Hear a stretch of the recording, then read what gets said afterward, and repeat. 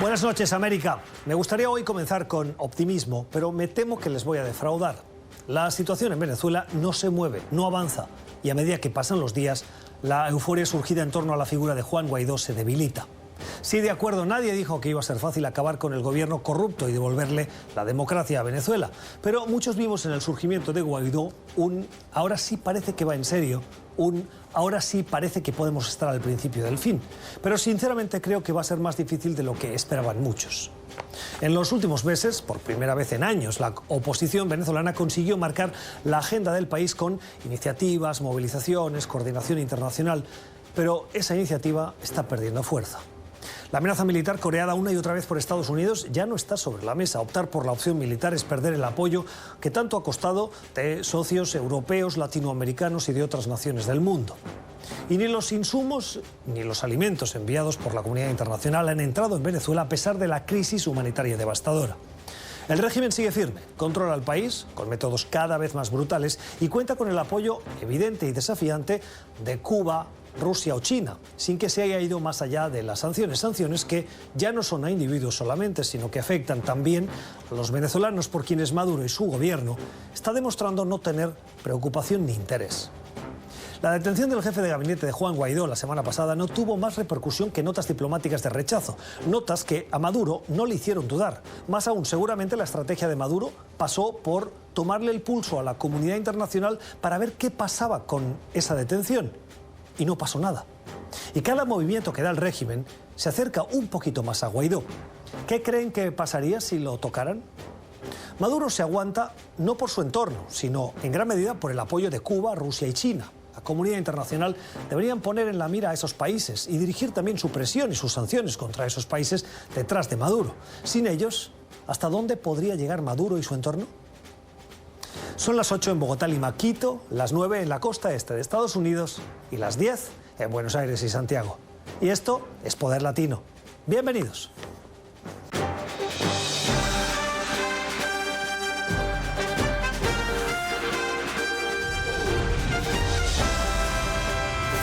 Desde nuestros estudios en Washington, Poder Latino, con Gustavo Alegret.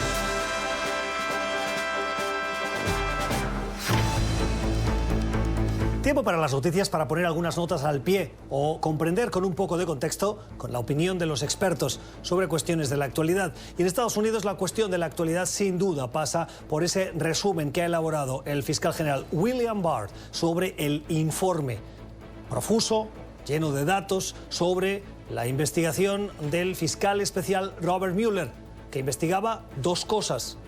Son estas: si la campaña del presidente Trump en el 2016 conspiró con Rusia y si hubo obstrucción a la justicia derivado de ese trabajo de investigación del fiscal Robert Mueller. En el primer caso, la conspiración de la campaña de Trump, Mueller no ha encontrado, de acuerdo a lo que resume William Barr, ninguna evidencia y por lo tanto parece exonerarlo. La segunda, la obstrucción a la justicia, no es concluyente, por lo que el fiscal William Barr dice que no hay evidencias, pero que tampoco lo exonera. Y ahí es donde se están acogiendo gran parte de los críticos del presidente Trump, los demócratas, gran parte de los medios que son de centro izquierda o liberales, para decir el informe de Robert Mueller, según William Barr, el fiscal general, no levanta la sombra de duda sobre el comportamiento del presidente.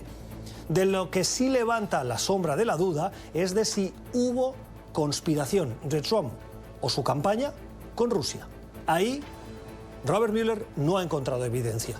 Si las decisiones del presidente de Estados Unidos, Donald Trump, influyeron o tuvieron algún tipo de motivación para obstruir a la justicia, ahí está el gran interrogante. Para que tengamos una dimensión de esta investigación de Robert Mueller, de lo que se ha derivado ya, los datos nos ayudan. Son 675 días de trabajo.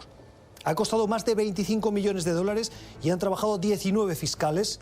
Hay 6 personas condenadas, 5 a prisión y 1 espera sentencia.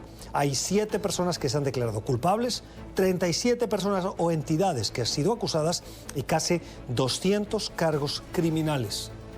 Es una pequeña radiografía del trabajo que ha realizado el fiscal y su equipo, Robert Mueller.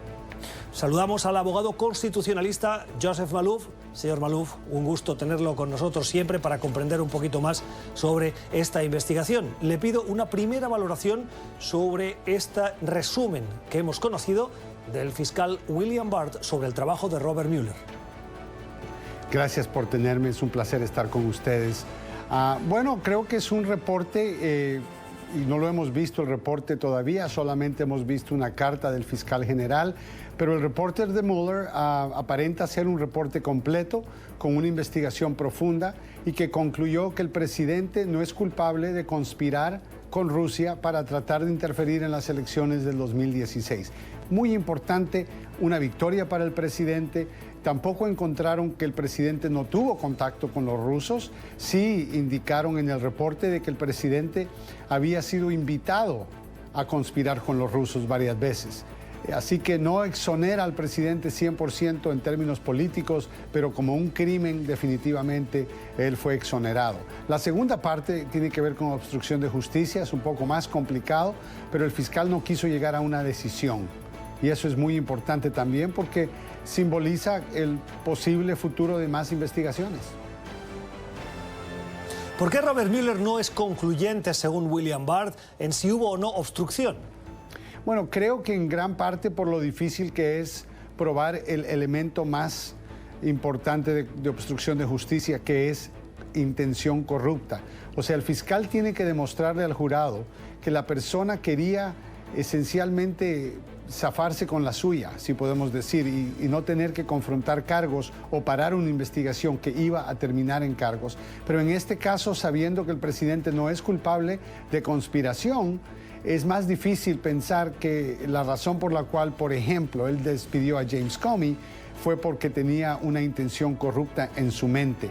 Y finalmente creo que es por razones políticas. El proceso criminal en contra de un presidente en el poder requiere que se haga una acusación bajo sello, y eso quiere decir de que nadie supiera, y si el pueblo supiera, por supuesto, sería una administración difícil para el presidente poder hacer. Y yo creo que en gran parte eso es una razón, pero lo que el reporte concluyó es que la decisión se la dejó Mueller al fiscal general, y el fiscal general dijo en su reporte en 48 horas que él había visto las pruebas, que no había un caso en contra del presidente. Los demócratas en el Congreso quieren seguir investigando. ¿Pueden encontrar otras pruebas contra Trump? Bueno, el Congreso tiene una función muy distinta. Mueller solo podía investigar crímenes y solo estaba investigando 2 crímenes: conspiración con Rusia y obstrucción de justicia. Ahora, la Cámara de representantes en Washington tiene la función bajo la Constitución de supervisar otros cuerpos del gobierno, otras partes del gobierno, como lo es el presidente y el Ejecutivo. Así que la función de ellos es investigar, y hay más de 10 investigaciones pendientes que tienen que ver con muchas cosas adicionales, como conflictos de interés, dinero en violación que él ha recibido como ganancias en violación de la cláusula de los emolumentos en la Constitución, autorizar credenciales de seguridad para su hija y su yerno en contra del Consejo del FBI. Aunque eso no sea un crimen, podría ser suficiente para un juicio político, y por eso es que hoy es el comienzo de la segunda parte de la presidencia y las investigaciones en contra del presidente. Es el análisis de Joseph Malouf, es abogado constitucionalista. Señor Malouf, gracias por sus explicaciones, por poner un poquito de luz sobre esta cuestión que no es fácil en comprender en toda su dimensión. Buenas noches. Otras cuestiones de la actualidad para cerrar este repaso con algunas notas al pie.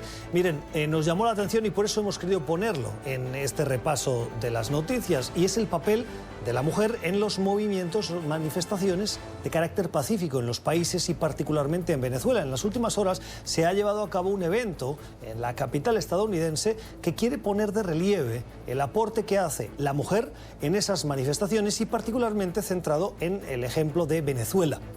Un instituto en Washington ha traído voces conocedoras de esos movimientos sociales de varios países del mundo. Están Uganda, Afganistán, Siria, Libia y Venezuela.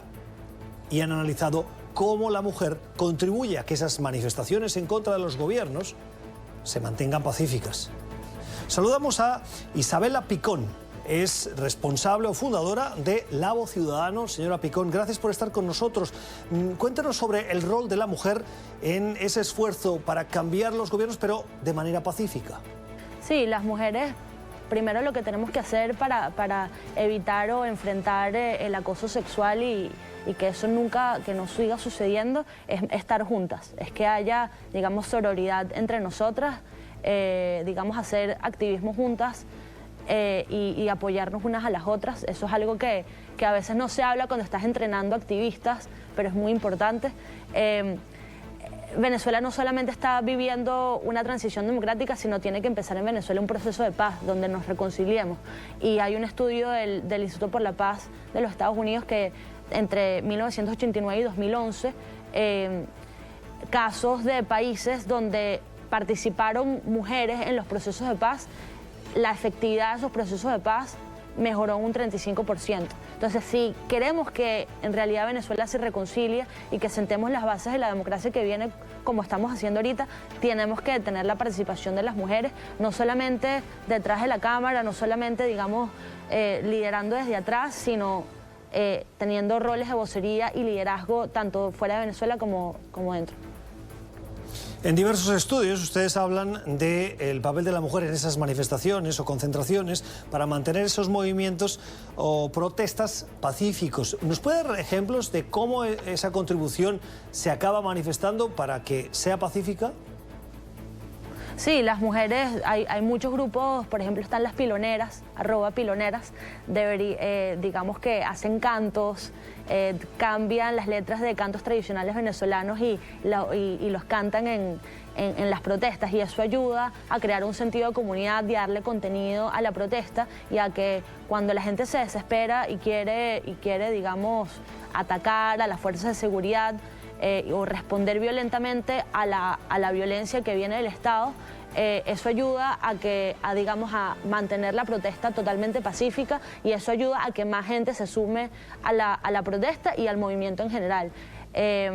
Pero bueno, eso está contrastado con el hecho de que aunque las mujeres están organizando y están innovando tácticamente y muchas veces han sido las responsables de que se mantenga la paz, no están, digamos, no hay tantas líderes mujeres como deberían haber, y eso es una cosa que hay que mejorar mucho digamos, del movimiento democrático venezolano en general.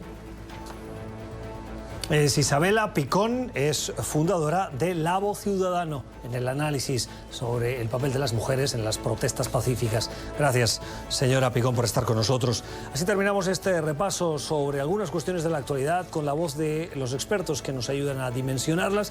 Al volver vamos a hablar de un programa polémico que Jair Bolsonaro en Brasil decidió suspender.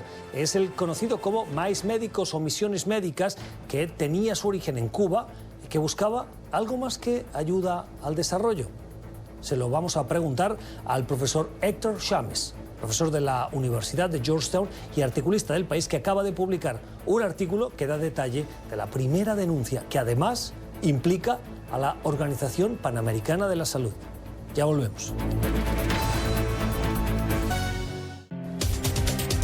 Tiempo para la entrevista en nuestro Poder Latino de hoy, para conversar sobre un programa que ha sido objeto de atención mediática precisamente por la decisión que tomó el gobierno de Brasil de Jair Bolsonaro de terminarlo.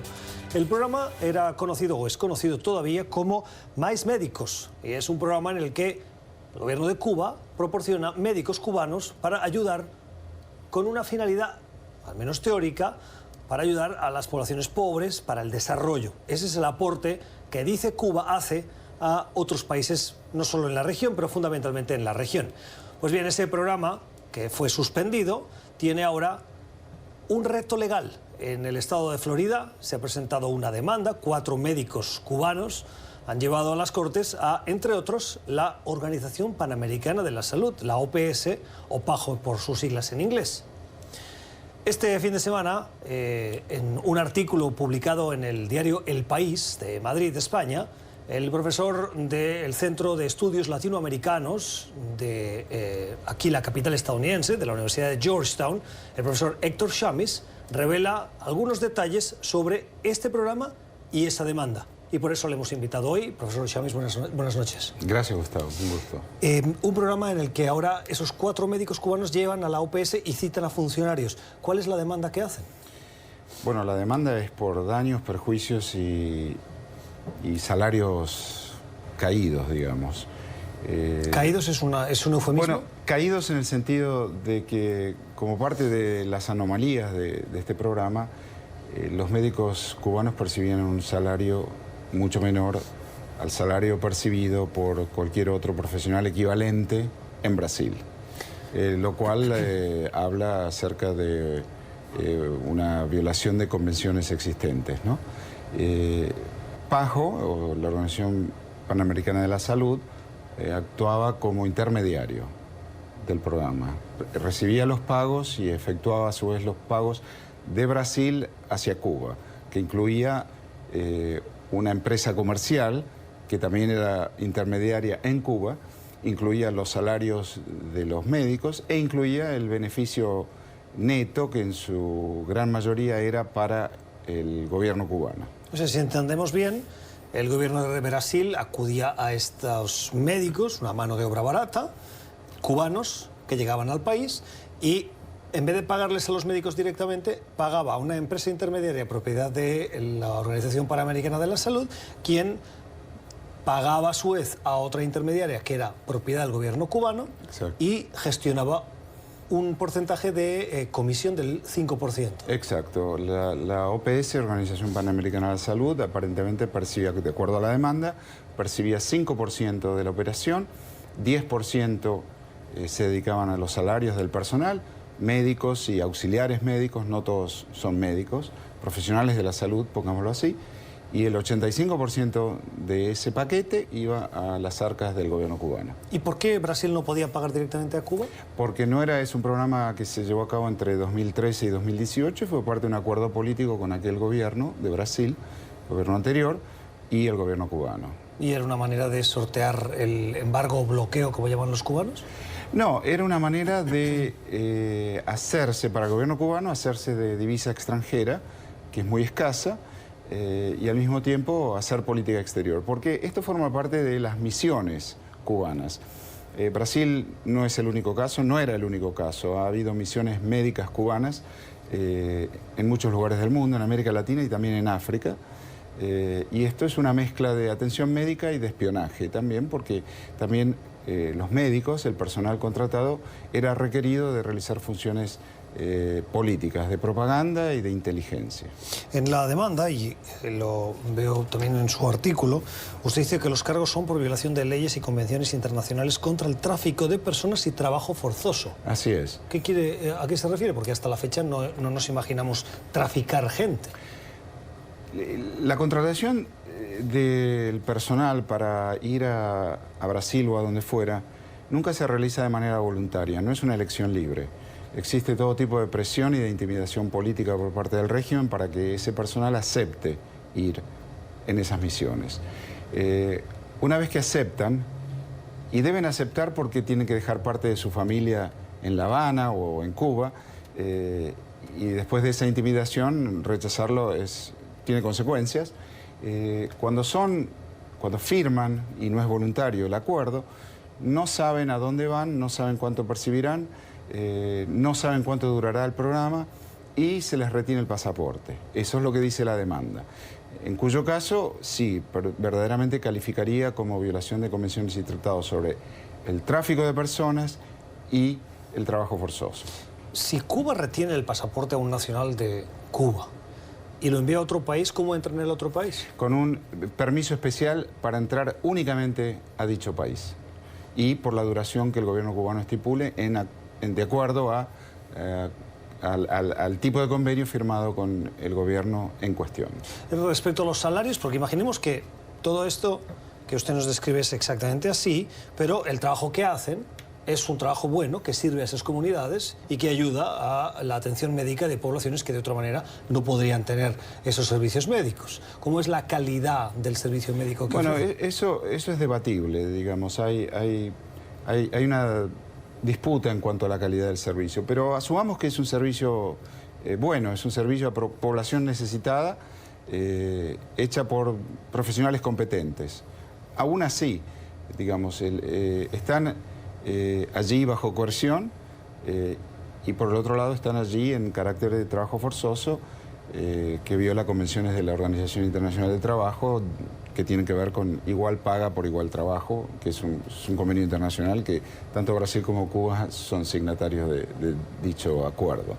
Cuando se conoció la demanda, ¿sabe usted si la Organización Panamericana de la Salud respondió de alguna manera? No tengo conocimiento. La demanda me fue referida por un colega, la leí y me pareció importante escribir sobre eso. ¿Cuánto dinero recibe el gobierno de Cuba? Se estima, al menos. Según cálculos, lo dice en la demanda, anualmente el gobierno de Cuba recibiría 8.000 millones de dólares en concepto de misiones médicas. 8.000 millones de dólares cada año. Exacto. Por eso estos programas son política exterior, propaganda cubana en el exterior y captación de capital, captación de divisas extranjeras. Usted en su columna habitualmente hace referencia a Venezuela. En este caso se ha centrado, en esta columna que publica este domingo, en Brasil, pero yo no puedo dejar de preguntarle por este programa en Venezuela. Los últimos cálculos que teníamos y que manejamos en el programa de expertos que vinieron nos dijeron que unos 30.000 médicos cubanos, o dentro del programa de médicos cubanos, estaban hoy dentro de Venezuela haciendo labores similares. He leído sobre el caso de Venezuela, similar programa en Venezuela. Por eso decía al comienzo, no es el único caso Brasil, en otros países de América Latina y también en África ha sido un programa que se desarrolló con cierta frecuencia, en países de África. ¿En el caso de Venezuela funcionaba igual que el de Brasil? ¿El gobierno pagaba? Por lo que he leído, de manera similar. Por lo que he leído, pero no he visto una demanda judicial con semejante nivel de detalle a lo que leí la semana pasada, que es una demanda de más de 90 páginas. O sea, dedicó el fin de semana casi a leer. Sí, exactamente. Oigan, desde el punto de vista de la diplomacia, ¿qué consigue Cuba además de las divisas? Influencia sobre países que le interesan. Brasil o Venezuela o Angola en el pasado y al mismo tiempo hacerse de esas divisas, por supuesto. Y ejercer control político sobre su población, porque, bueno, es institucionalizar la coerción habitual, pero en el exterior. ¿Cuántos médicos se estima que hay en Brasil o que estaban en Brasil bajo este programa? Bueno, ahora no se sabe, pero se habla de 2.500. Muchos se fueron. Hay cerca de cientos, no sé cuántos cientos de ellos que viven en Estados Unidos. Otros quedaron en Brasil. En la totalidad se hablaba en algún momento de 2.500 médicos cubanos en Brasil. Médicos o de vuelta, porque no hay claridad respecto a los títulos profesionales. Médicos o personal de la salud. Cuando el programa se termina, ¿qué pasa con estos médicos? Bueno, esa es la cuestión. El gobierno de Brasil actual interrumpió el programa. Muchos médicos abandonaron Brasil y este es el caso de los que están en el estado de Florida, en Estados Unidos, y otros quedaron en Brasil, a la espera además de revalidar sus títulos, porque esa es una condición que el gobierno de Brasil les ha dado para permanecer en Brasil y posteriormente, de ser exitosos en la revalidación de sus títulos, trabajar como profesionales en Brasil en condiciones similares a la de los brasileños. Terminamos, pero le quiero pedir la conclusión con la que usted comienza su artículo. Usted habla de la teleología marxista y cita 3 fechas importantes para el fin de esa filosofía, si se puede decir así,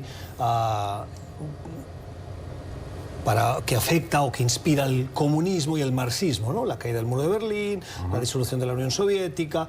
¿Qué conclusión saca del programa y de las consecuencias que tiene? No, lo que digo es una ironía de una reversión de esa teleología, porque la historia para el marxismo es teleológica en el sentido que después del modo de producción capitalista viene el modo de producción socialista, y allí, bueno, es la metáfora de Fukuyama del fin de la historia, porque el fin de la historia fue un retorno al capitalismo en Europa, ¿verdad? La transición postcomunista fue retornar de un sistema socialista a una democracia capitalista. Bueno, lo que digo es que en el sistema cubano ese retorno es aún más atrás. Ese es un sistema de producción esclavista, porque estamos en el terreno precisamente de trabajo forzoso, en el terreno de el tráfico de personas y eso es propio de un sistema esclavista. Y supongo que hay muchos lectores del periódico El País, que es un diario que nació de centro izquierda, que deben encontrar ahora una cierta contradicción al leer su columna. Yo también soy de centro izquierda, si es el caso. No es eso lo importante, digamos. Lo importante es la dramática... Las contradicciones dentro de las defensas de las ideologías son importantes. Y la dramática y flagrante violación de derecho que ejerce este régimen, que es una dictadura de 60 años. Las reflexiones de Héctor Chávez, es profesor de la Universidad de Georgetown, es articulista del periódico El País, con su columna este pasado fin de semana sobre ese programa Mais Médicos, programa cubano hoy suspendido, pero que tiene aún ramificaciones y que enfrentará precisamente nuevos retos legales con la demanda que se le acaba de presentar en Estados Unidos a la Organización Panamericana de la Salud. Gracias, profesor Chávez. Gracias, Gustavo. Tiempo para el debate, para escuchar las opiniones encontradas de conservadores, liberales, demócratas, republicanos. Hoy lo vamos a hacer y les invitamos a que nos acompañen con la voz de Yali Núñez. Es comunicadora, es portavoz y directora de medios hispanos del Comité Nacional Republicano. Señora Núñez, buenas noches. Un placer. Gracias por estar con nosotros, el placer es nuestro. Y con José Aristimuño, es demócrata, es analista político, es portavoz o presidente de Now Strategies. Señor Aristimuño, ¿cómo estás? Buenas noches. Buenas noches. Gracias por estar con nosotros. Señor Núñez, ¿está de enhorabuena o no? Enhorabuena, es un gran día para el pueblo estadounidense. Ha concluido una investigación que llevaba 2 años tomando lugar, una investigación que nunca debió suceder porque se dijo desde un principio que no había ningún tipo de colusión. Hay que ver por dónde empezó ahora, porque sucedió todo estando James Comey en la posición del FBI, pero lo importante en estos momentos es que se ha concluido que no hubo colusión por parte de la campaña Trump con Rusia o interferencia en las elecciones del 2016. Creo que es un gran día para el pueblo estadounidense. Estoy de acuerdo que es un gran día para el pueblo americano porque llevamos 2 años. Yo creo que ambos republicanos y demócratas han pedido que esta investigación venga a su final. Hemos aprendido muchas cosas. Hemos aprendido que en estos 2 años que más de 300 personas tuvieron una especie de cargo criminal. Sabemos que más de 30 personas tuvieron un cargo acusados criminalmente, todos, casi todos, muchos en la campaña de Trump. Estamos hablando de jefes de campaña, subdirectores de campaña. Se ha aprendido que la campaña de Trump tuvo un círculo muy dañino y negativo. Me contenta enormemente, francamente, que no hubo colusión con Rusia. Tenemos que ahora seguir investigando si hubo una obstrucción de justicia. El fiscal general independiente, Robert Mueller, no dijo si había obstrucción de justicia, sí o no. Creo que le corresponde a la Casa de Representantes, a la Cámara de Representantes, a que continúe una investigación, que testifique Robert Mueller, que testifique el fiscal general Barr. Se me hace un poco extraño, debo decirlo, me hace un poco extraño que Barr en 48 horas ya diga, estamos totalmente de acuerdo con lo que hizo Robert Mueller cuando es una investigación de 2 años. Me parece un poco extraño que lo haga tan rápido. Y sin duda... Perdone. O sea, la sombra de la duda ya en la lectura del documento. Hasta ahora Robert Mueller hacía buen trabajo y ahora como que lo que escribe Barr no suena bien, ¿lo cuestionamos? No es que no suena bien. La sensación que me llevo es esa, que usted pone en duda que William Barr ahora está cuestionando a Robert Mueller y no es así. No, yo creo que número uno hay que ver los hechos como son. El fiscal general Barr fue elegido por Donald Trump, no fue elegido por el pueblo, es una persona que ha defendido... Todos los fiscales están escogidos. Todos los fiscales son elegidos por el presidente de los Estados Unidos. Creo que lo que los demócratas están intentando hacer nuevamente es abrir otras investigaciones, además de una investigación independiente como la que llevó Robert Mueller, que costó a los constituyentes de este país $25 millones que se podían haber usado en el sector de la salud, en el sector de la educación, etcétera. Podemos ir on and on sobre eso. Sin embargo, 2.800 citaciones que se llevaron en esta investigación, 500 personas entrevistadas, un sinnúmero de personas que contribuyeron, forenses, personas especializadas del FBI. Una investigación completa, una investigación que los demócratas dijeron que tenían total confianza en Robert Mueller y ahora no está bien el reporte de Robert Mueller, ahora queremos investigaciones adicionales. Déjame aclarar la canción de los demócratas es la canción de los Rolling Stones, I can get no satisfaction, no se satisfacen con nada. No, yo digo, mira, todos los representantes de la Cámara de Representantes, 420-0, dijeron que quieren ver que este reporte se haga público. Lo que estamos pidiendo es que se haga público y que el pueblo americano, que lo pidió el pueblo americano, no solamente los demócratas, el pueblo americano lo pidió, vamos a ver el reporte de Robert Mueller. Confío en Robert Mueller, por eso digo, fue lo primero que dije en el programa, me contenta que no hubo colusión con Rusia, pero tenemos que ver todo el reporte. Pero ustedes lo que pasa es que quieren sembrar la duda donde no la hay, y eso es lo que yo creo que... No es una duda, eso es lo que yo creo que molesta, porque la realidad es que han hecho al contribuyente pagar 25 millones de dólares, han hecho un sinnúmero de acusaciones, han dañado a muchísimas personas en el proceso, y ahora, no contentos con eso, quieren investigaciones adicionales a una investigación personas en el proceso que hicieron cosas criminales, no es nada. Pero ninguna de esas personas, yo estoy de acuerdo que la persona que cometa un crimen pague por el crimen que comete, pero ninguna de esas personas fueron acusadas de colusión o se les pudo probar ningún tipo de colusión. Fueron otro tipo de crímenes. La corrupción es distinta a la colusión. Entonces, en eso hay que poner un punto y seguido. Señor Núñez, usted ha repetido 2 veces el importe de lo que ha costado, 25 millones de dólares. La investigación un poco más, si quiere la cifra exacta, 25.215 con 853. Perfecto, no perdamos ni los centavos porque es dinero de los contribuyentes. Pero entonces usted justifica los 115.388.328 dólares que costó la investigación del fiscal Ken Starr en contra de Hillary Clinton. Yo no estoy justificando... porque si de 25 a 115, si es cuestión de plata, aquella investigación también tuvo sus... No, esta ha sido la investigación más cara de la historia. Y lo que hemos visto aquella costó 115. Lo que hemos visto con esta investigación,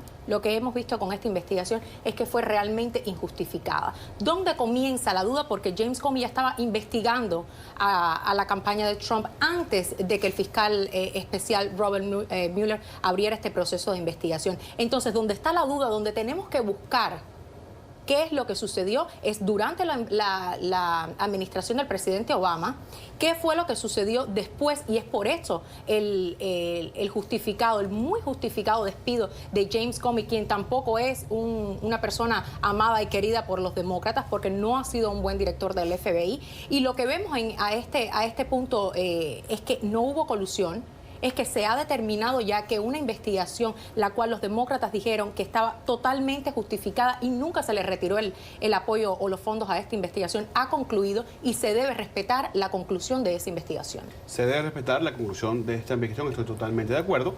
Robert Mueller no decidió si hubo obstrucción de justicia. Es algo sumamente peligroso, sean republicanos o sean demócratas. Si tuviera un demócrata ahorita en la mesa, yo te dijera, investíguenlo, porque hay que investigarlo, porque es algo que demanda el pueblo americano y es algo que no podemos tener. Es un precedente peligroso a seguir si no lo hacemos. Lo único que pido es que se haga lo que está pidiendo el pueblo americano, es que se vea todo el reporte. La determinación de si el reporte completo se enseña o no al público, y si se da esa transparencia que estamos diciendo, porque ya hay una transparencia con esta investigación, eso hay que aclararlo. Si se da ese extra paso de transparencia con esta investigación, eso lo determina el fiscal general Barr. ¿Y por qué es importante que el televidente conozca esto? Porque hay personas dentro de esa investigación que hablaron de manera clasificada. Claro. Entonces, los documentos clasificados y los procesos que lleva una investigación, solamente el fiscal general de los Estados Unidos tiene el derecho de decir, vamos a hacer este reporte público o no lo vamos a hacer público, por las diferentes personas que pueden salir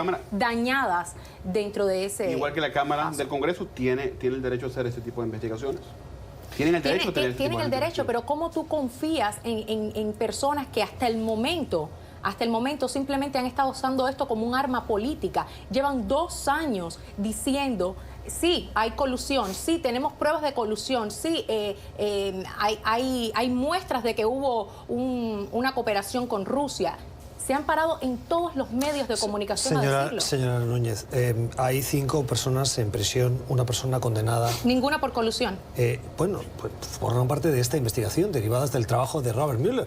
Y Robert Mueller buscaba la connivencia o la proximidad con el entorno de Rusia. Y yo nunca justificaría ninguno de los crímenes que ninguna de esas personas cometió.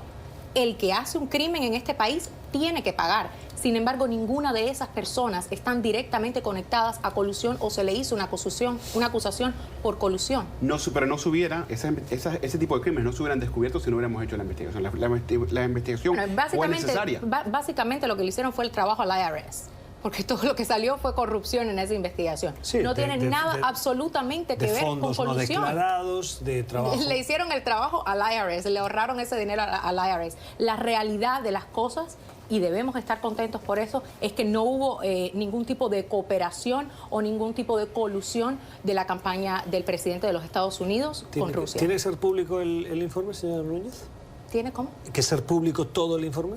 Eso es una determinación del fiscal general y realmente las personas que hablaron bajo confidencia o a nivel confidencial dentro de ese documento deben ser protegidas. Entonces, que el fiscal general de los Estados Unidos determine y tome acción, la acción que él considere necesaria. Se pidieron testimonios, se entrevistaron a aproximadamente 500 personas, se pidieron alrededor de 500 órdenes de búsqueda de información y se citaron a 2.800 voces.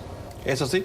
Yo lo digo y lo digo simplemente, lo repetiré hasta que esto no ocurra. Tenemos que ver el reporte completo, a la excepción de las partes que son confidenciales. Disculpe un momento, ¿dónde está el límite? El límite está... Hay cosas que bajo la ley no podemos hacer. Las declaraciones del grand jury no se pueden sacar a la luz. Está bien para proteger a los grand jury que fueron testigos, etc. Eso está bien. El límite está, vamos a hacer lo que nos pidió el pueblo americano, vamos a ser transparentes, vamos a asegurarnos... ¿Dónde lo pidió el pueblo americano? Si ves la opinión encuesta tras encuesta, la mayoría del pueblo americano quiere saber qué pasó en esta investigación. Y no estoy hablando de un resumen de 4 páginas. No es suficiente. Y ¿sabes cómo lo sabemos? Porque la mayoría, todos los representantes de la Cámara, republicanos y demócratas, lo están pidiendo. ¿Quién representan ellos? Al pueblo americano. Yo lo que pienso es que es realmente triste que los demócratas se vayan al extremo, ya no saben hasta dónde llegar, porque no tienen un buen candidato. Todos los candidatos que tienen no hacen uno para el 2020. La estrategia que tienen está por debajo del nivel que ha llevado esta economía y del progreso que ha llevado esta nación en los últimos 2 años. Y por eso ganamos las elecciones de medio término. Además de todas las ofensas, además de todas las mentiras que se han dicho una y otra vez sobre un proceso en esta investigación de que había colusión cuando se sabía que todo estaba en proceso, debieron haber dejado que la investigación tomara su curso y no envenenar al pueblo estadounidense. El pueblo estadounidense tiene, la parte del pueblo estadounidense que en algún momento tuvo algún tipo de duda, tienen que salir de esa duda, quitarse la venda de los ojos que le han puesto los demócratas y darse cuenta de que todo ha sido una maniobra política y que este presidente lo que está haciendo es trabajar por la nación. No una maniobra política, queríamos simplemente saber la verdad. Ya la saben. Por eso es que se hace una investigación. Sabemos que no hubo colusión, estoy contento. Vamos a poner eso atrás, vamos a enfocarnos en los temas. Y lo que tú dices, que no tenemos candidatos fuertes, retomamos la Cámara de Representantes. Candidatos socialistas es lo que tienen. No son socialistas, no saben lo que ¿Bernie Sanders no es socialista? ¿Alexandra Ocasio no es socialista? Son dos candidatos de más de 15 candidatos presidenciales. Como Elizabeth Warren que miente sobre su origen. Yo no sé qué candidata, Kamala Harris que dice que fumó marihuana cuando joven, eso es una buena candidata. Yo no sé qué candidatos son con los que ustedes cuentan, pero la realidad del asunto es que la plataforma con la que nosotros los republicanos contamos para este próximo ciclo de elecciones es 10 veces más fuerte que la suya. Vuelvo a repetir, no ganaron los resultados hablan por sí solos. Con todo respeto, retomamos la Cámara, ustedes no pudieron, tenemos mensajes y nosotros fuertes. Ampliamos nuestra mayoría en el Senado. Tenemos un fuerte, la mayoría de los latinos apoyan a los demócratas ampliamente, sea Cámara de Representantes, sea estatal, apoyar en este sea nacional, ciclo. sea que van a respaldar a uno de los candidatos que tenemos, grandes candidatos. Beto O'Rourke recauda dinero, tiene un respaldo enorme, no solamente en Texas, en todo el país. Hay rumores que ya pronto va a salir a la luz Joe Biden. Déjame preguntarles una cosa. Moderados, progresistas, todo tipo de candidatos. Estamos saliendo casi de las elecciones de medio término, quedan menos de 2 años para las elecciones presidenciales. Sí. Ya este es el nivel. ¿Y cómo vamos a llegar a ese final de ciclo? O sea, qué agotador, es extenuante. Es parte de la política americana. Yo quisiera volver volver a un momento cuando los republicanos y los demócratas hablaban más civilmente. Yo creo que parte del problema es que Donald Trump ha puesto una retórica divisiva frente al pueblo americano. Pero ¿cómo podemos decir que es el presidente el que pone una retórica divisiva si el presidente desde un principio dijo yo no coludí con Rusia y los demócratas lo han arrastrado a un proceso de 2 años de investigación donde el pueblo estadounidense ha estado más concentrado en lo que es todo este proceso que se ha llevado a través de la media, a través de los medios de comunicación, asegurando que el presidente coludió con uno de los enemigos más grandes, si no es con el enemigo más grande de los Estados Unidos, cuando el presidente quería concentrarse en una agenda para el pueblo estadounidense, y todo esto ha venido por parte de los demócratas. Entonces yo lo que cuando ustedes dicen una retórica divisiva, tienen que mirarse en el espejo y darse cuenta que la realidad es que la retórica divisiva ha venido por parte de ustedes desde el principio. Déjame preguntarle una cosa. Las centrales de inteligencia de Estados Unidos, que gozan del respeto del trabajo que realizan, a veces no del presidente porque las critica, pero en general la comunidad de inteligencia sí respeta, la internacional y los que están al frente. Y sí que demostró que hubo injerencia rusa en las elecciones. Otra cosa es la connivencia de la campaña. Totalmente. Y en eso no hay pruebas según el informe de Robert Mueller o según el resumen que ha hecho William Barr del trabajo de Robert Mueller, porque el de Mueller no lo hemos visto. Pero sí hubo injerencia rusa. Lo que no sabemos, dice Barr, es que el informe de Mueller dice que no hay. Está ahí bien. ¿A partir de ahora qué? Es decir, ¿cómo vamos a contrarrestar esa injerencia rusa? Bueno, primero que nada, tenemos que ver, porque siempre se quiso vincular al presidente Trump con Rusia, ya vemos perfectamente a través de este reporte de que no hubo ningún tipo de colusión. Tenemos que revisar ahora qué pasó y qué sucedió durante la administración de Obama, donde una secretaria de Estado, Hillary Clinton, tuvo todo ese uranio y toda esa situación con el uranio, donde hubo un presidente Obama diciendo que en su segundo diciéndole a Putin que en su segundo término iba a poder ser más flexible en las relaciones. Entonces, investiguemos qué fue lo que sucedió realmente durante la administración de Obama, porque lo que estamos viendo es que durante la de Trump hemos sido más que duros con Rusia. Ya el presidente Obama no es presidente, no me parece un poco ridículo que estemos hablando del presidente Obama.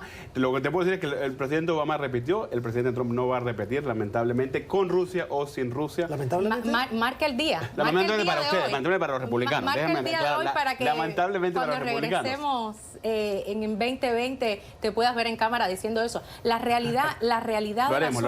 Pero déjale terminar el punto, señora Núñez. Adelante. Porque es que usted va con la quinta y... La estoy dejando que celebre. Usted no va aportando. Yo lo que quiero es que usted aporte su punto. Mira, te lo digo simplemente. No tenemos que hablar de Barack Obama, no tenemos que hablar de Hillary Clinton. Los republicanos en un momento estaban hablando que Hillary Clinton estaba usando servidores privados, que estaba usando emails personales y lo hizo. Igual sabemos que lo han hecho los republicanos, lo hemos visto, prueba tras prueba. ¿Que los republicanos? Claro que sí. ¿Qué republicanos los usan republicanos un servidor privado? Un servidor privado. ¿Cuáles? Pero que son amigos del presidente Trump. Estamos hablando... ¿Quién ha usado un... No, vamos por punto. ¿Qué republicano ha usado... Emails personales. Usted acaba Ivanka de Trump decir, lo ha hecho. José, un servidor privado que creó un vuelvo y repito, pero si me dejas terminar el punto... Y quemó pero si me dejas terminar el punto. Adelante. Les encanta acusar a los demócratas. Les encanta acusar a los demócratas que usamos que los demócratas usamos emails personales para cosas privadas, para cosas de gobierno. Lo han hecho ustedes. Les encantaba acusar a los demócratas que subíamos el déficit, ahora están subiendo ellos los déficits. Es lo que te hablo de la hipocresía de los republicanos, que cuando están en el poder, no, nosotros no hacemos esto, no vale. Y te lo digo, el pueblo americano es inteligente y por eso vamos a ganar. Yo creo que la realidad, en lo que hay que concluir, no hubo colusión con Rusia, no hubo ningún tipo de obstrucción, porque no se puede obstruir un delito que no existe. Entonces, a lo que vamos y a la conclusión de todo esto, tenemos que estar felices porque es un gran día para el pueblo estadounidense. 20 segundos y cerramos. Lo único que te puedo decir es que el presidente Trump tiene que enfocarse, muy bien, tiene que enfocarse en crecer la economía, tiene que enfocarse en los problemas de los americanos. Los demócratas, por nuestra parte, vamos a continuar haciendo eso. El mismo mensaje que hicimos que logró que ganáramos las elecciones de medio término va a ser que lo que ganemos el 2020. Pero no van a ganar las presidenciales. Las opiniones de Yali Núñez, que es comunicadora, es portavoz y directora de medios hispanos del Comité Nacional Republicano, y de José Aristibuño, es demócrata, es analista político, es presidente de Now Strategies. Gracias por sus comentarios, sus puntos de vista, que nos enriquecen. Pausa y regresamos con las cuestiones culturales y las redes sociales. Ya volvemos.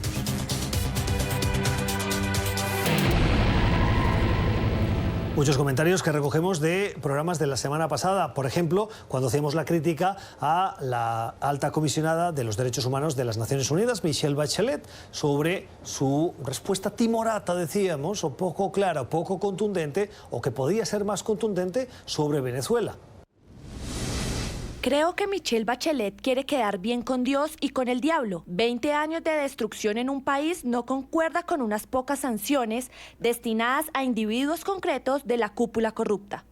Gracias, Oli, por su opinión al respecto de ese comportamiento, el análisis que ustedes como televidentes hacen. También un agradecimiento a la entrevista que hicimos con la periodista freelance Maybor Petit sobre su libro Cocaína en Miraflores, una entrevista en la que detalló esta periodista las redes de corrupción y narcotráfico que afectan al poder del gobierno de Nicolás Maduro. Gracias por el aporte. Gracias, Jean-Michel, por su opinión. Nos gusta saber que lo que ven o escuchan en este programa les gusta a ustedes. Para eso lo intentamos hacer. Y un último comentario que hace referencia a las críticas que hacíamos a dos asesores del presidente Donald Trump, su hija Ivanka Trump y su yerno Jared Kushner, por utilizar cuentas de correo personales cuando la ley les obliga a utilizar las cuentas oficiales. Fue un error, por aquello manejar dos cuentas. Deben pedir seguridad para evitar estos errores a WhatsApp. El uso de esas cuentas de correo personales y también de la popular aplicación de mensajería WhatsApp por parte de Jared Kushner para hablar con líderes internacionales. Las opiniones, las de ustedes, al final del programa. Gracias por escogernos, por la generosidad de su tiempo. Que descansen. Nosotros volvemos mañana a la misma hora. Feliz noche.